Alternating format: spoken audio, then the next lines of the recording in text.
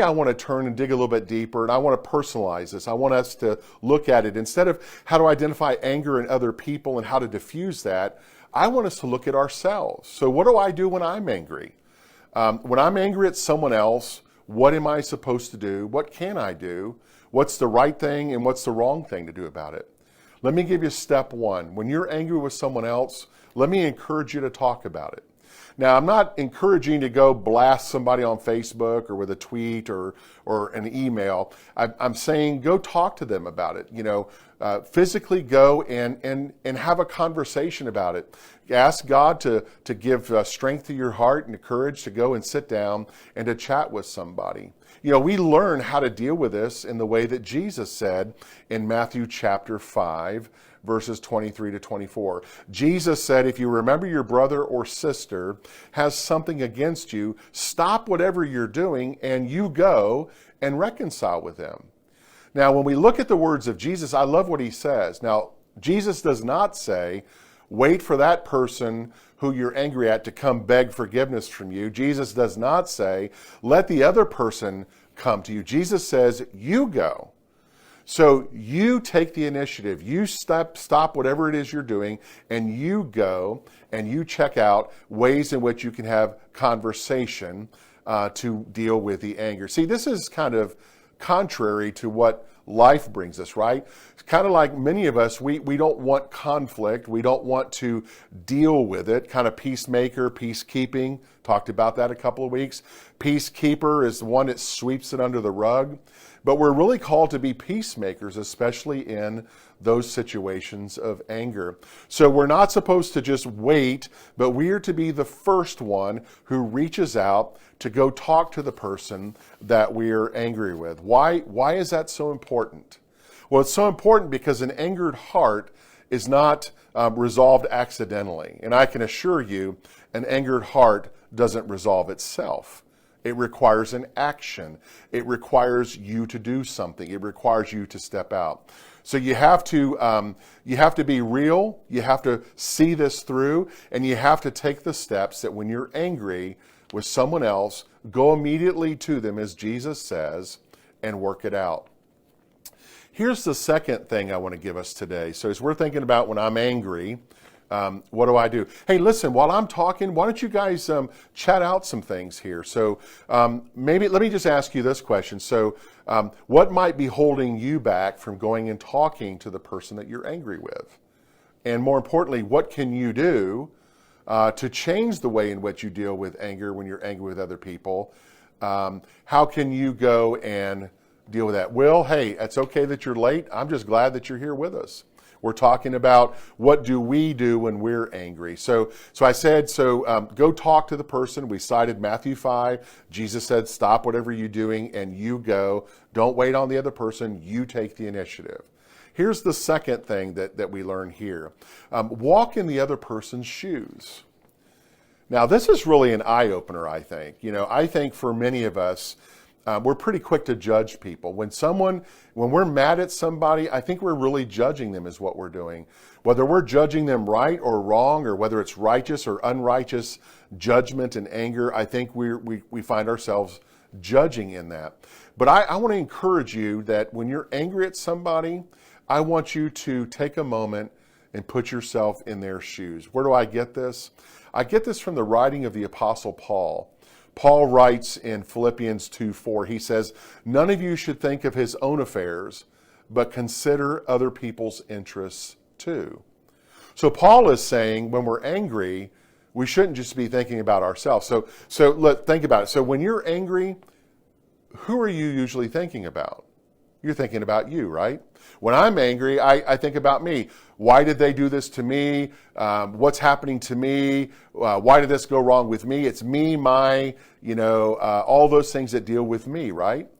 So when we're angry, we usually focus on ourselves. But Paul says, change the lens in which the way we look and walk in the shoes of the person that you're angry with, and also think about their affairs. Think about what's going on with them. So God says that when you're angry, think about what's going on with someone else. Reserve your anger and think about what's happening with the other person's that's going on in your life. So Judy, you just said that if I get angry, I usually just walk away and forget about it, and do forget about it as your mind is not so wonderful anymore.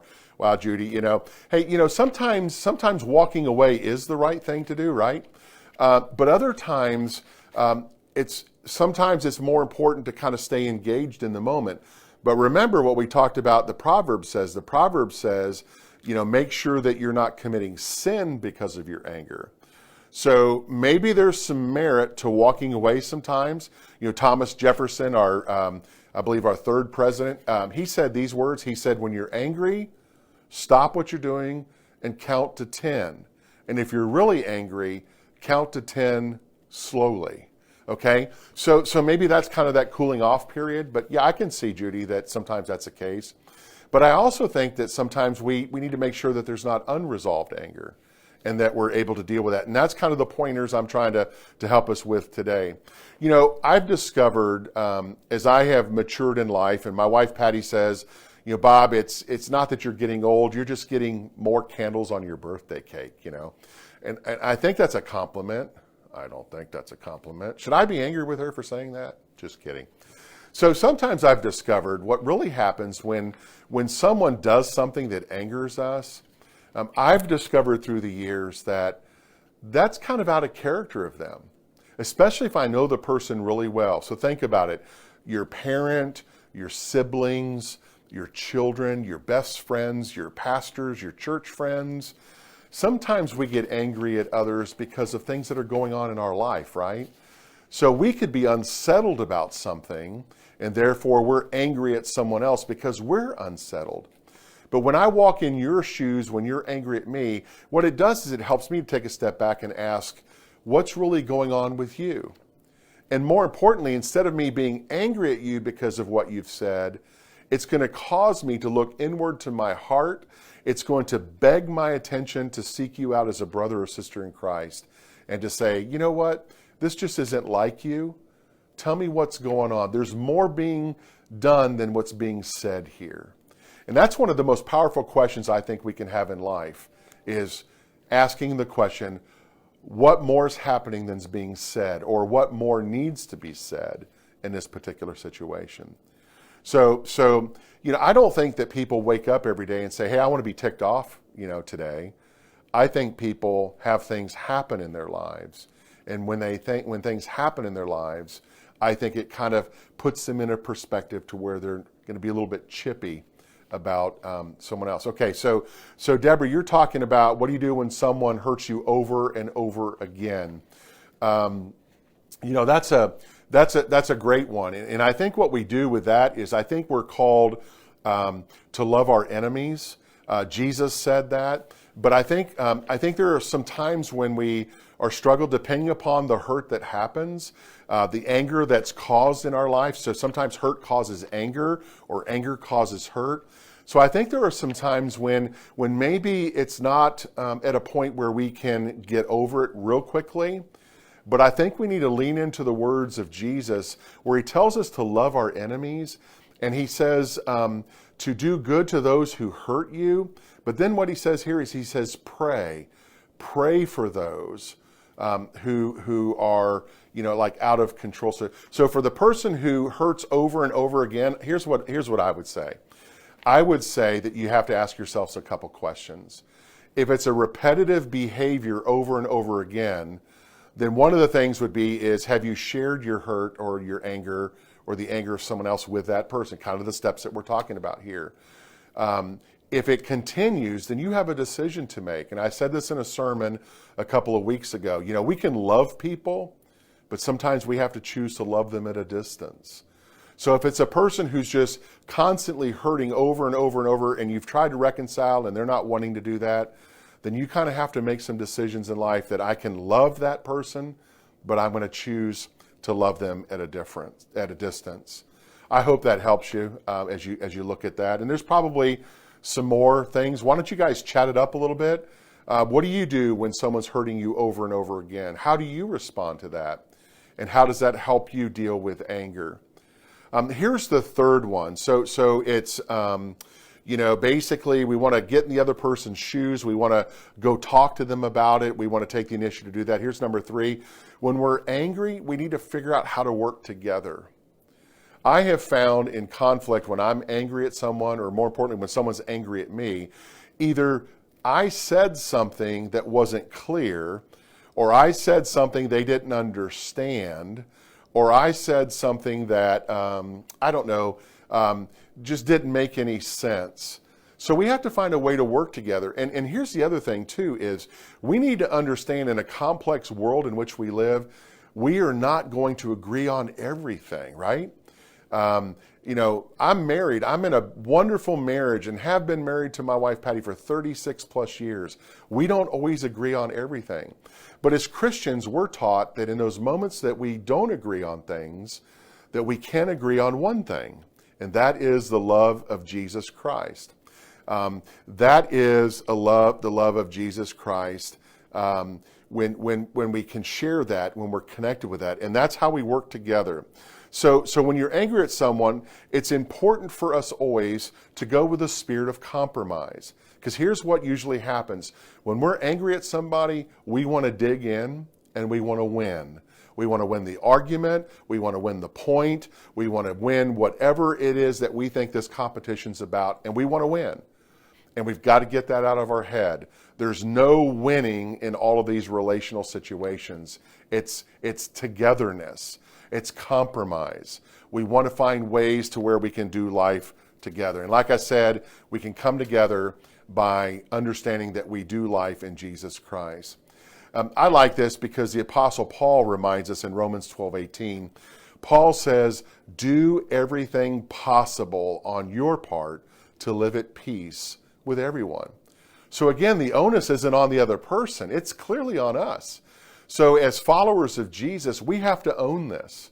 And we can't cop out and say, well, I'm going to wait till that person comes to me, or they're going to have to beg for my forgiveness, or whatever it is that we're holding on to. Jesus says, and Paul also agrees, that we have to take it by our own. And listen to the other thing that Jesus said, that the whole world will know that we're his disciples by the way in which we love one another. So when we're angry, we're not really loving. And so we have to put that aside. So let's recap today on a couple of things. First of all, how do you rid yourself of anger? Here's kind of the points I gave you. Talk to the person that you're angry with. Don't wait and stew about it, but go immediately. That's what Jesus says. Go immediately and talk it out. The second thing I would say is, to recap, is walk in the other person's shoes. What's going on with them to cause them to be angry with you? And work it out. Thirdly, work together. You can agree to disagree, but always hold the love of Jesus Christ as the one thing that binds and holds us together. Let me give you kind of a real quick synopsis here. I'm always wanting to give you tools for your tool belt, so to speak, on ways in which you can diffuse anger. So let me teach you a couple of words that will always help you diffuse anger. You ready for them? The first one is 2 words. I'm sorry. When you say I'm sorry, it will help diffuse anger. Here's 3 words together that you can use to deal with anger and angry situations in your life. I was wrong. Go ahead and admit, I was wrong. Here's the third one, and very important. Please forgive me. Asking for forgiveness is so important. It's so incredibly real with who we are in the foundation as followers of Jesus. And here's the last 3 words. When trying to diffuse anger, I forgive you, and mean it. Don't just say, hey, here it is, but make it weird. Why are these words important? Because the motive of settling anger isn't always something that leads to reconciliation. Mary, I think you commented on that a little bit earlier. So the goal of dealing with our anger isn't reconciliation, it's restoration. We may not reconcile our differences. We may not reconcile and say we're both going to believe the same thing, but restoration means to make complete again. And it means to bring in completion in Jesus Christ. So that is the goal when we're angry, is to get to restoration. Hey, listen, thanks for joining me today. Do me a favor.